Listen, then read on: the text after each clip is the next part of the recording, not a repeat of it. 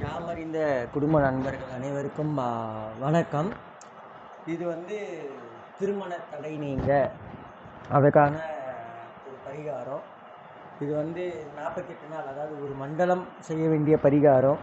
இது என்ன பரிகாரம் அப்படின்னு பார்த்தீங்கன்னா, கொஞ்சம் சிம்பிளான பரிகாரம் தான். சில பேருக்கு கொஞ்சம் கஷ்டமான பரிகாரம் தான். இது வழிபட வேண்டிய தெய்வங்களை பற்றி முதல்ல சொல்லிடுறேன்.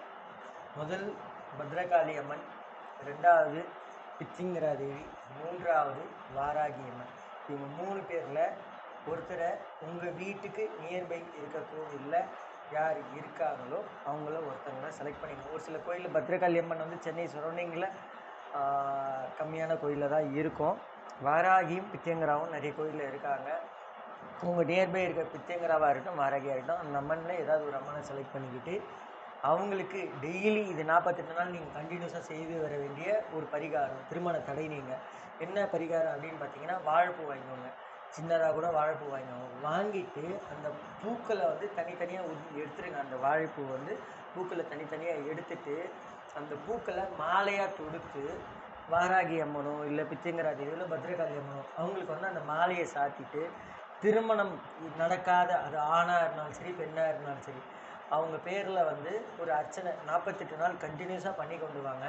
கண்டிப்பாக அந்த எந்த விதமான தடையாக இருந்தாலும் அந்த தடையை உடைச்சி திருமணம் நடைபெறும். பட் இந்த மாலை சாத்தும் போது முழு மனதோடு முழு நம்பிக்கையுடனும் நீங்கள் உங்கள் பிரார்த்தனையை வச்சுக்கிட்டு தான் அதாவது எனக்கு என் பையனுக்கு இல்லை என் பொண்ணுக்கு இந்த மாதிரி பார்த்துனே இருக்கேன், எனக்கு தடை இப்போ ஏற்பட்டுனே இருக்குது, இந்த திருமண தடை நீங்கி அவங்களுக்கு கல்யாணம் நடைபெறணும், நான் முழு மனசாக இது பண்ணுறேன் அப்படின்னு சொல்லி நீங்கள் மனமுருகி அந்த மாலையை கொடுத்து அந்த மாலையை போட்டு அவங்க பேரில் அர்ச்சனை பண்ணி கொண்டு 48 நாள் வந்தீங்கன்னா கண்டிப்பாக எந்த விதமான தடையாக இருந்தாலும் நீங்கி அவங்களுக்கு வெகு விரைவில் திருமணம் நடைபெறும். இந்த ஒரு மண்டலத்துக்குள்ளே கூட நடக்கிறதுக்கான வாய்ப்புகள் அதிகம் இருக்குது. இது ஆல்ரெடி நிறைய இடத்துல பண்ணியிருக்காங்க.